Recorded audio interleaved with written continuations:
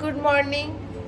আমরা রেডি হয়ে গেছি, এখন বাজে 5:20 আর আমরা এখন ঘুরতে বেরোবো।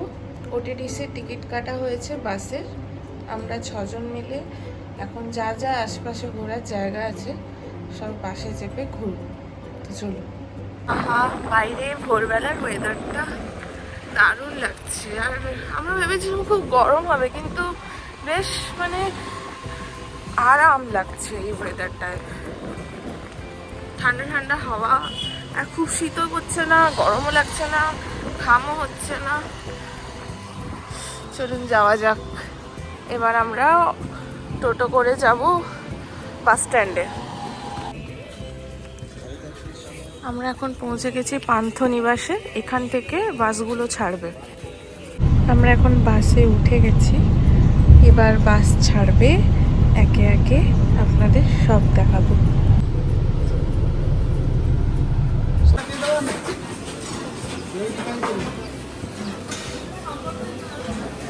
ব্রেকফাস্ট করে নিলাম এক জায়গায় ধোসা। এবার গাড়িতে উঠবো, এরপর যতদূর যাবো ধবলগিরি সেটা আস্তে আস্তেই জানতে পারবো আর আপনাদের জানাচ্ছি। আমরা এখন ধবলগিরি যাচ্ছি। বাস থেকে নেমে আমাদেরকে ট্রাভেলারে তুলে দিল। ট্রাভেলার, ওখানে বড় গাড়ি ওঠে না, তো ট্রাভেলারে করে আমরা এখন যাচ্ছি।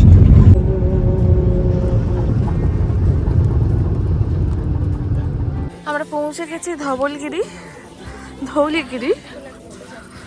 জুতো চপ্পল যাদের যাদের সব গাইডের কাছে খুলে দিলাম। এবার আমরা যাচ্ছি উপরে। দেখে আবার উনি টাইম দিয়ে দিয়েছেন 8টা সাড়ে 8টার মধ্যে ওনার কাছে আবার চলে যেতে হবে।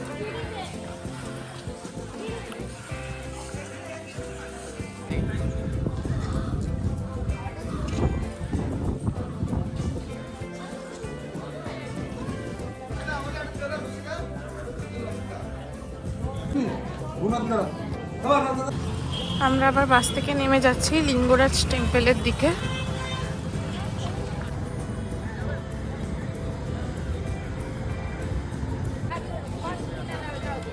ভেতরে মোবাইল নিয়ে ঢুকতে দেয় না, তাই আমরা সবাই মোবাইলগুলো গাইডের কাছে গচ্ছিত রেখে ভেতরে গিয়েছিলাম।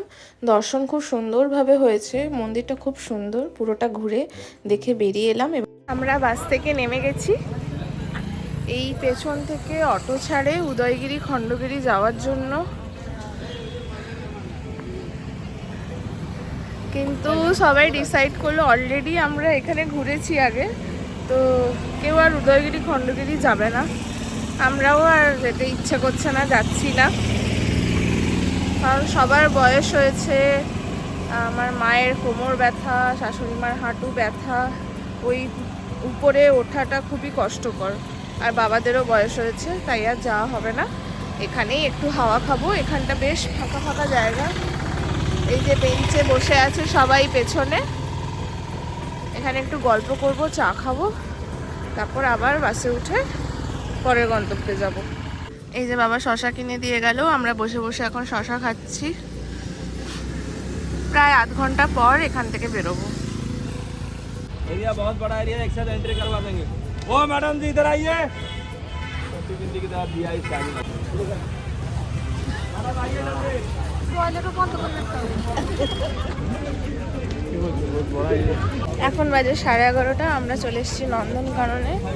এখন গাইড সবাইকে একসাথে নিয়ে যাচ্ছে, ওখানে এন্ট্রি করাবে, তারপর আমরা চিড়িয়াখানা দেখব, আর একজনকে চিড়িয়াখানায় ছেড়ে আসবো। নিচের কথা বলা হয়।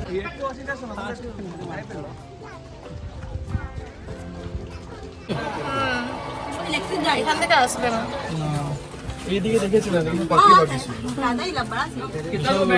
আমরা ব্যাটারি অপারেটেড ভেহিকেলে বসেছি, গাড়ি করে চিড়িয়াখানাটা ঘুরবো, কারণ সবারই পায়ে ব্যথা সমস্যা, তাই এই ব্যবস্থা।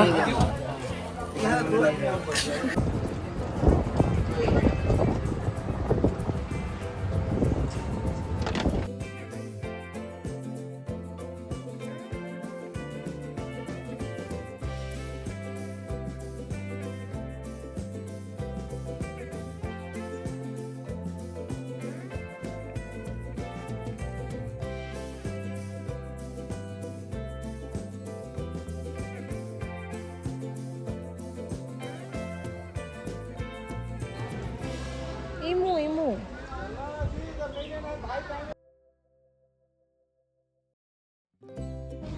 আমরা এবার খেতে ঢুকছি ওই ওটিডিসিরই এসি রেস্টুরেন্টে নন্দনকাননের ভিতরে। এবার লাঞ্চ করব। এই যে আমরা অর্ডার করেছি এগ থালি, আর বাবা আর সায়ন্তন খাবে ফিশ থালি।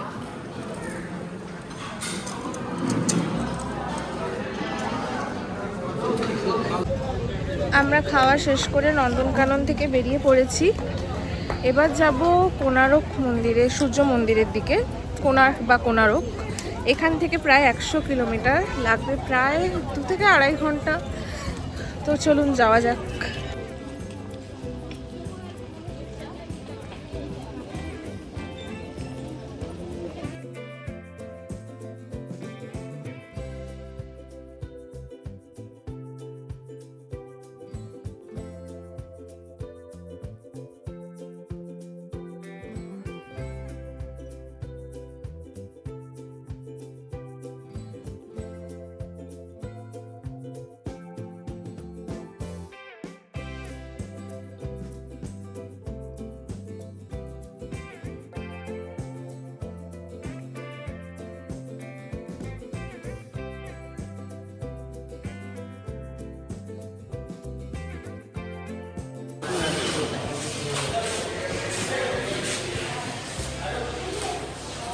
তাহলে এসে লাভ হলো।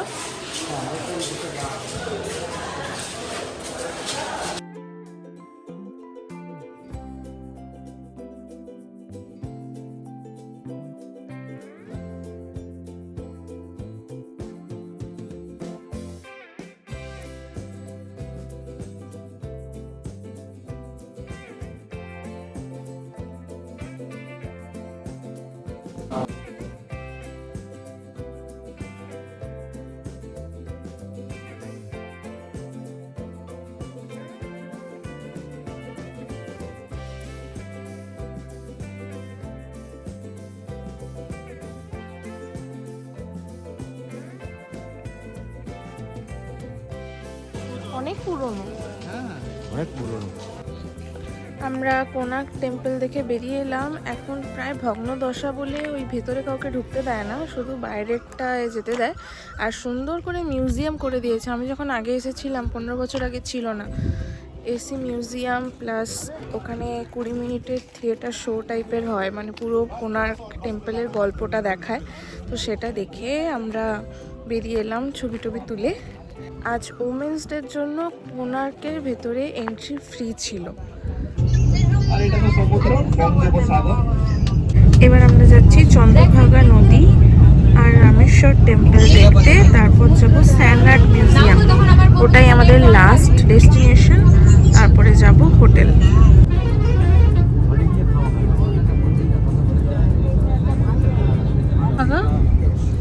আমরা প্রায় পৌঁছে গেছি, এবার বাস থেকে নামবো। সানসেট হতেই চললো প্রায়। আমরা এখন পৌঁছে গেছি রামচন্ডী মন্দিরে, আর মন্দিরের ঠিক পেছনেই চন্দ্রভাগা।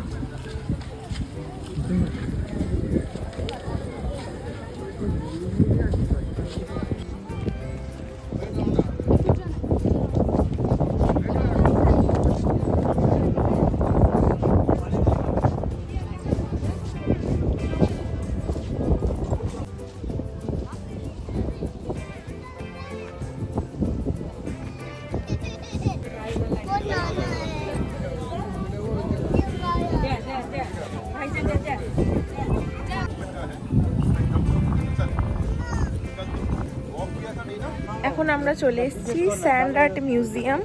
10 মিনিটের জন্য এখানে ঘুরে তারপর ফিরে যাব। ও মনমোহন মহাপাত্র স্কুল।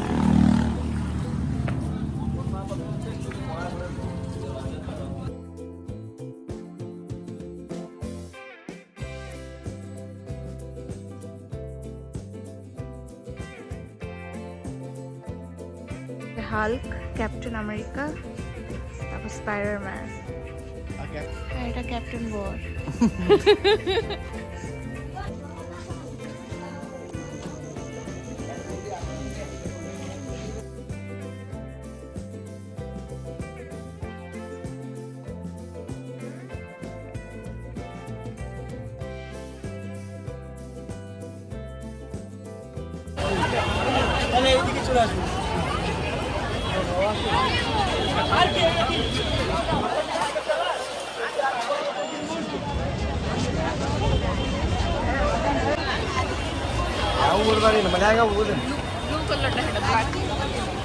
কালকেও আসবো।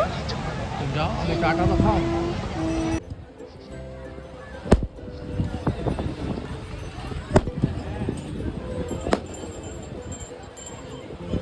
বাস থেকে সোজা নেমে আমরা চলে এলাম সমুদ্রের ধারে। একটু মোমো খেলাম, একটু ছেনা পোড়া খেলাম, একটু খাওয়া দাওয়া করে একটু সমুদ্রের হাওয়া খেয়ে আমরা চলে গেলাম বিদেশ ঘর বলে একটা রেস্টুরেন্টে ডিনার করতে। রুটি তরকা খেয়ে আমরা চলে এলাম হোটেলে। সারাদিন ঘোরার পর খুব টায়ার্ড হয়ে গিয়েছিলাম। আজকের মতো ব্লগ এখানেই শেষ করছি। সবাই ভালো থাকবেন, সুস্থ থাকবেন, আর লাইক আর সাবস্ক্রাইব অবশ্যই করে দেবেন।